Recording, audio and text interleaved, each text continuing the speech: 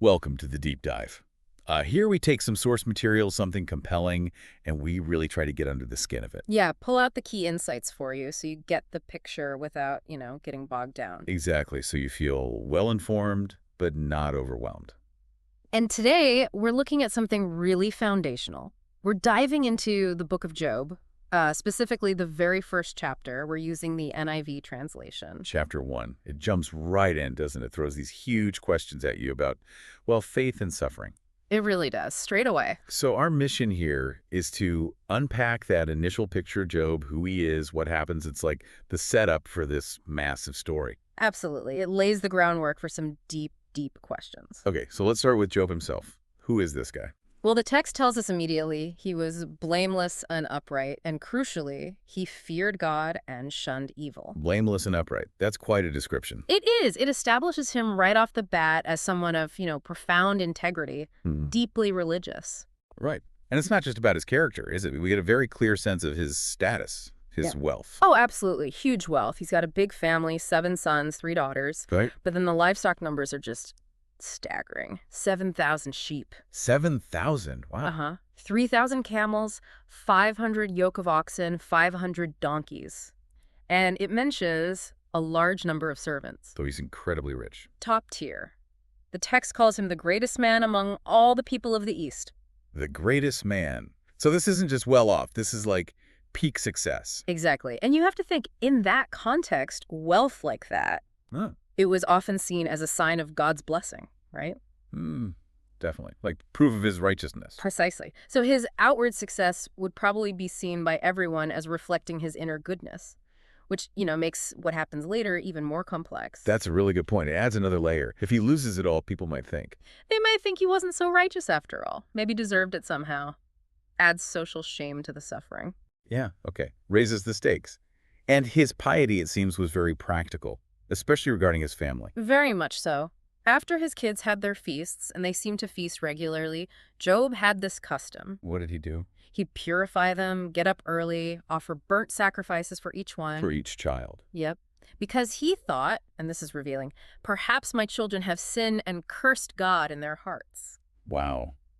Even for potential secret sins. Exactly. It shows this deep sense of responsibility, this thoroughness in his devotion. It wasn't superficial. It really paints a picture, doesn't it? This incredibly upright, successful, respected man, deeply concerned about spiritual matters. A complete picture of piety and prosperity. And then Yeah. the whole scene just shifts dramatically. We go from earth to, well, heaven. Yeah, this is where things get really interesting. We're told the angels, or sometimes translated sons of God, present themselves before the Lord. Okay.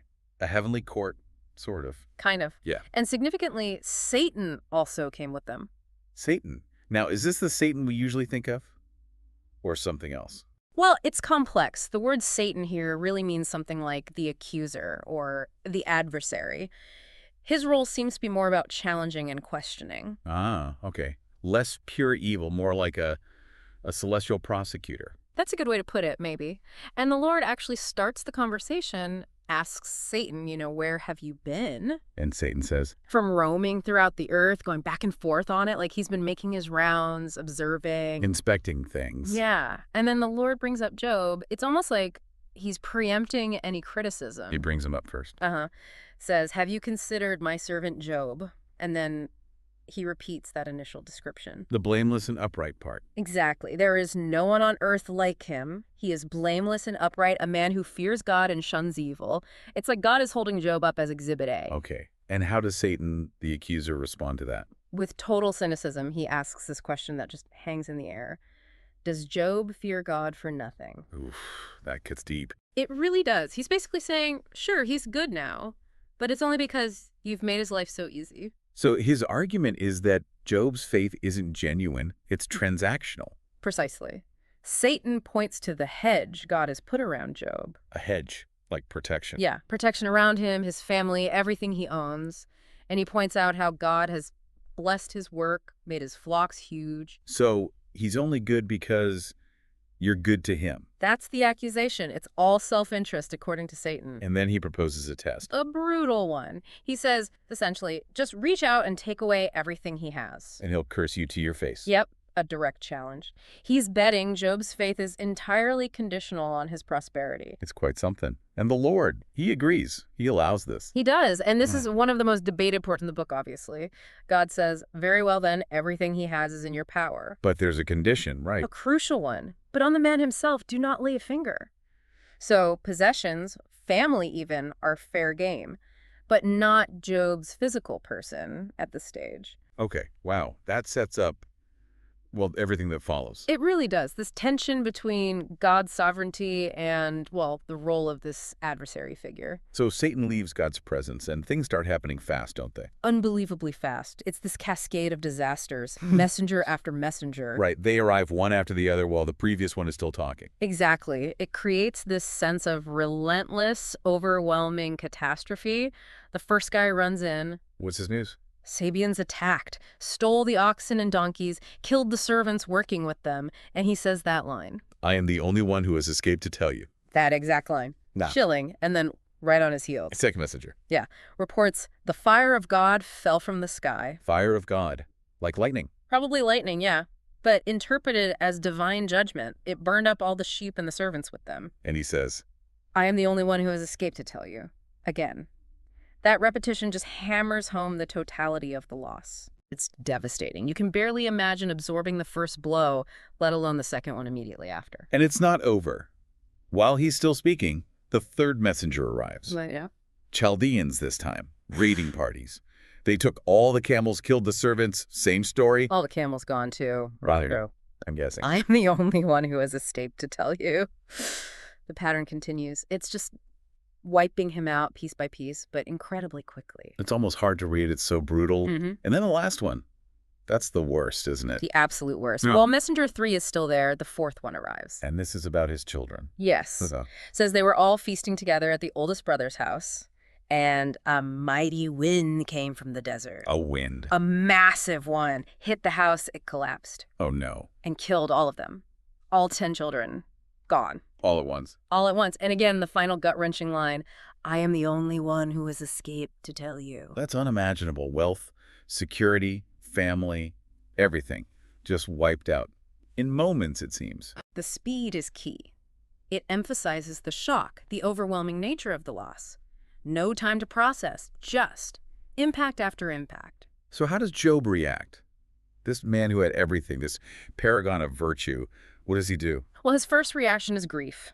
Intense grief. The text says he got up and tore his robe and shaved his head. Which were traditional signs of mourning, right? Exactly. Deep mourning. But then he does something else. What's that? He fell to the ground in worship. Worship. Even then, after all But that. even then, it's extraordinary. His immediate response after the initial shock and grief is to turn towards God.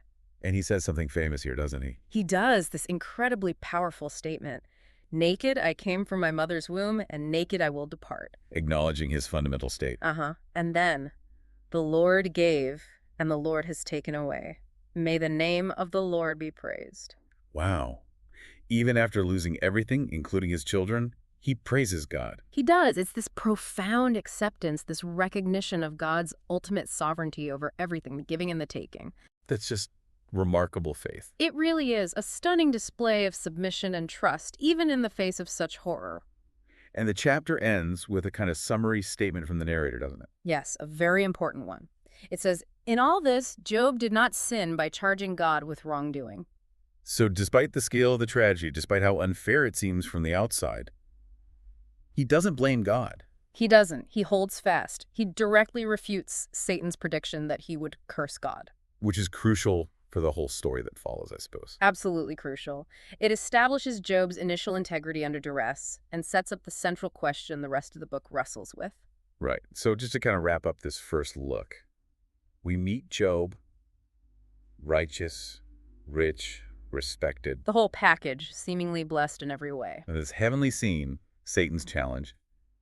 Is Job's faith real or just conditional? Yeah, the cynical bet, basically, leading to God allowing this terrible test. And then the test itself, this unbelievably rapid, complete destruction of everything Job holds dear.